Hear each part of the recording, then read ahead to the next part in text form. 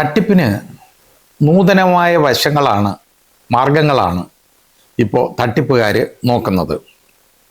ഒരു VPVV techno construction private limited എന്ന് പറയുന്ന ഒരു കമ്പനിയെക്കുറിച്ച് നിങ്ങൾ കേട്ട് കാണും. ഇത് നാഗ്പൂരിൽ ഫ്ലോട്ട് ചെയ്ത് നാഗ്പൂരിൽ രജിസ്റ്റർ ചെയ്ത ഒരു കമ്പനിയാണ്. അത് ഇപ്പോൾ പല സംസ്ഥാനങ്ങളിലും ഓപ്പറേറ്റ് ചെയ്യുന്നുണ്ട്. അപ്പോൾ ഈ കമ്പനിയുടെ പിന്നിലുള്ള ആളുകൾ, ഇതിൻ്റെ ആളുകളെന്ന് പറയുന്നത്, ഇത് രൂപീകരിച്ചത് വെങ്കിട്ട വെങ്കട്ട് എന്ന് പറയുന്ന ഒരുത്തൻ, പിന്നെ അക്വീൽ അഹമ്മദ്, അതുപോലെ രാജൻ മാലിക്, പിന്നെ ഡോക്ടർ സാബ് എന്ന പേരിൽ അറിയപ്പെടുന്ന ധനുഷ് പാണ്ഡെ. അയാൾ അബ്സ്കൊണ്ടിങ്ങാണ്. മറ്റേ 3 പേരും അകത്താണിപ്പോൾ. ഇവന്മാർ അകത്തല്ല, ഇവരെല്ലാം അബ്സ്കൊണ്ടിങ്ങാണ്. ഈ കേരള പോലീസ് തന്നെ 4 FIR ഇവർക്കെതിരെ രജിസ്റ്റർ ചെയ്തിട്ടുണ്ട്. ഇത് സംഭവം എന്തെന്നറിയാം. ഇതിനകത്ത് ഇവർ ആദ്യമായിട്ടൊരു ഫേക്ക് ഡിഫൻസ് ഡീൽ അമേരിക്കയുമായിട്ട്, അതായത് കള്ളത്തരത്തിലാണ്, ഫോർജ് ചെയ്ത ഡോക്യുമെൻ്റാണ്, അമേരിക്കൻ പ്രസിഡന്റ് ട്രംപിൻ്റെ ഒപ്പൊക്കെ ഇട്ടേക്കാണ്. അതൊരു കോൺട്രാക്റ്റ് ഉണ്ടായി. കോൺട്രാക്റ്റ് ഉണ്ടാക്കിയെന്ന് ഇവർ അവകാശപ്പെട്ടു. എന്താണെന്നറിയാം, അമേരിക്കൻ ഡിഫൻസിന് വേണ്ടി ആയുധങ്ങൾ സപ്ലൈ ചെയ്യാനുള്ള ഒരു കോൺട്രാക്റ്റ് ഇവർക്ക് കിട്ടി എന്ന് അവർ അവകാശപ്പെട്ടു. 83,000 കോടി രൂപയുടെ ബിസിനസ്സാണ്. അപ്പോൾ അതിനകത്ത് ആളുകളെ പങ്കുചേർക്കാനാണ് ഇവർ ശ്രമിച്ചത്. അങ്ങനെ ഇത് ഞാൻ പറഞ്ഞില്ല, ഇത് എന്ത് കാണിച്ചാലും അതിനകത്ത് ഈയമ്പാറ്റയെ പോലെ പോയി വീഴുന്ന, വെറും മിന്നാമിനിങ്ങനെ പോലെ പോയി വീഴുന്ന ആളുകളുണ്ട് നമ്മുടെ ഇടയിൽ. അങ്ങനെയാണ് അവർക്ക്. മാത്രമല്ല, വലിയ ഓഫറുകളാണ് ഇവർക്ക്. ഇവർക്ക് പണം നിക്ഷേപിക്കുന്ന ആളുകൾക്ക്, ഈ കമ്പനിയിൽ നിക്ഷേപിക്കുന്നവർക്ക്, ഇവർക്ക് പ്രോഫിറ്റ് ഷെയറിങ്, അതായത് ഇതിൻ്റെ ലാഭവിഹിതം കൊടുക്കും. പിന്നെ ലൈഫ് ടൈം US വിസ, അതായത് ആജീവനാന്ത US വിസ കൊടുക്കും. ഗ്രീൻ കാർഡ് അത് കൊടുക്കും അമേരിക്കയുടെ. പിന്നെ അതുപോലെ തന്നെ അമേരിക്കയിൽ വളരെ ലക്രേറ്റീവായിട്ടുള്ള, അതായത് വളരെ അത്യാകർഷകമായ ജോലി, ഇത്രയും ഓഫർ ചെയ്തു. മണി ചെയിൻ മോഡലാണ് അവർ അഡോപ്റ്റ് ചെയ്തത്. ഇൻവെസ്റ്റേഴ്സിനെ എല്ലാവരെയും അങ്ങനെ മണി ചെയിൻ മോഡലിലേക്ക് കൊണ്ടുപോയി. അതിന് ഇവർ ആദ്യം പറഞ്ഞത് എന്തെന്നറിയാം, ഫസ്റ്റ് റിക്രൂട്ട്സിന് 20% കമ്മീഷൻ കൊടുക്കും. ആദ്യം ഒരാളെ റിക്രൂട്ട് ചെയ്യുന്ന ആൾക്ക് കൊടുക്കും. സെക്കൻഡ് റിക്രൂട്ട്സിന് 25%, രണ്ടാമത് വീണ്ടും റിക്രൂട്ട് ചെയ്യുമ്പോൾ 25%, മൂന്നാമത് ചെയ്താൽ 30%. കുറച്ച് ആളുകൾ ഏതാണ്ട് 5-6 സൈക്കിള് ഇങ്ങനെ കംപ്ലീറ്റ് ചെയ്തിട്ട് കോടികൾ വാങ്ങി എടുത്തു. അങ്ങനെ കിട്ടിയിട്ടുണ്ട് കേട്ടോ. എന്നിട്ട് ഈ ക്യൂ ക്ലിയറൻസ് ബാഗ് എന്ന് പറയുന്ന ഒരു US ട്രേഡ് ഡീല് നടത്തി. ഫേക്കാണത്. അപ്പം അത് നടത്തിയാണ് ആ രീതിയിലുണ്ടെന്നുള്ളതാണ് ഇവരിതുപോലെ പറഞ്ഞേക്കുന്നത് കേട്ടോ, മുഴുവൻ ചെയ്തത്. എന്നിട്ട് ഇതിനകത്ത് ഈ പ്രൊമോട്ടേഴ്സിനെ, ഇപ്പോൾ വെങ്കിട്ട വെങ്കട്ടിനെയും അക്വീൽ അഹമ്മദിനെയും രാജൻ മാലിക്കിനെ അറസ്റ്റ് ചെയ്യപ്പെട്ടു. ഈ ഡോക്ടർ സാബ് എന്ന് പറയുന്നത് അബ്സ്കൊണ്ടിങ്ങാണ്, ധനുഷ് പാണ്ഡെ. ഇനി ഇത് മാത്രമല്ല, ഇതിനകത്ത് വേറെ ആളുകളൊക്കെ ഉണ്ട്. ഇവർ ചെയ്തേക്കുന്ന ഇവരുടെ മോഡസ് ഓപ്പറാൻഡിയാണ് നമ്മൾ ശ്രദ്ധിക്കേണ്ടത്. അത് യഥാർത്ഥത്തിൽ നമ്മൾ മലയാളികൾ ഇത്രയും പേര് 4 കേസ് രജിസ്റ്റർ ചെയ്തിട്ടുള്ളൂ. വേറെ ഒരുപാട് പേർക്ക് നഷ്ടം വന്നിട്ടുണ്ട്. അതിനിവർ ചെയ്ത പണി എന്താണെന്നറിയാം. ഈ ആളുകളെ, അതായത് ഇവർക്ക് ഈ പോസിബിളായിട്ട് കളിപ്പിക്കേണ്ടവന്മാരെ 4ആയിട്ട് തരംതിരിച്ചു. വളരെ ബുദ്ധിമാന്മാരാണ്. ഏറ്റവും കൂടുതൽ ബുദ്ധിയുള്ളത് ആർക്കാണെന്നറിയാം? കള്ളന്മാർക്കാണ്, അതുപോലെ തട്ടിപ്പുകാർക്ക്. കാരണം അവന്മാർക്ക് ഏതൊക്കെ വിധത്തിൽ ആളുകളെ ഇങ്ങനെ തട്ടിക്കണം എന്നുള്ളത് വളരെ ബുദ്ധിപരമായ രീതിയിൽ കൈകാര്യം ചെയ്യാൻ അവന്മാർക്ക് കഴിവുണ്ട്. അതാണ് കാര്യം.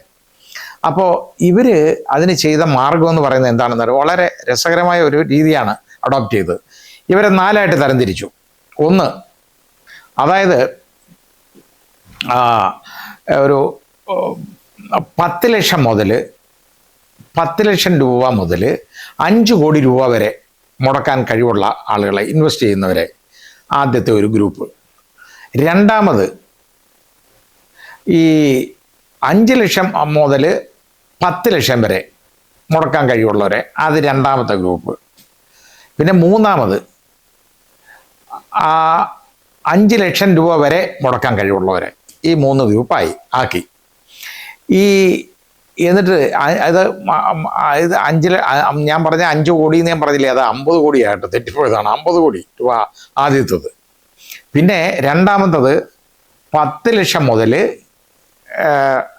പിന്നെ 5 കോടി വരെ ഉള്ളവരെ, 5 കോടി മുതൽ 50 കോടി വരെ ആദ്യത്തെ ഗ്രൂപ്പ്, 10 ലക്ഷം മുതൽ 5 കോടി വരെ രണ്ടാമത്തെ ഗ്രൂപ്പ്, 10 ലക്ഷം രൂപ വരെ മുടക്കാൻ കഴിവുള്ളവരെ മൂന്നാമത്തെ ഗ്രൂപ്പ്. ഇങ്ങനെയാണ്. അപ്പോൾ അവർ 10 ലക്ഷം രൂപ വരെ മുടക്കാൻ പറ്റിയുള്ള അവർ സാധാരണക്കാരുടെ ഗ്രൂപ്പാണ്, ഏറ്റവും ലാസ്റ്റ് ഗ്രൂപ്പ്. ഈ ആദ്യത്തെ ഗ്രൂപ്പിലുള്ള ആളുകളുണ്ട്, അവരവരുടെ പേര് പോലും പുറത്ത് പറയാൻ തയ്യാറാവത്തില്ല. കാരണം എന്താണെന്നറിയോ, അവർ ടോപ്പ് ബിസിനസ് മെൻ, അവരത് വളരെ അധികം വലിയ ബിസിനസ്സുള്ള കോടീശ്വരന്മാർ, അതേപോലെ തന്നെ ഉദ്യോഗസ്ഥർ, അവരെല്ലാം കൈക്കൂലി വാങ്ങിച്ചു വെച്ചേക്കുന്ന വലിയ വലിയ ഉദ്യോഗസ്ഥരുണ്ട്. ഇവരൊക്കെയാണ് ആദ്യത്തെ ഗ്രൂപ്പിൽ പെടുന്നത്.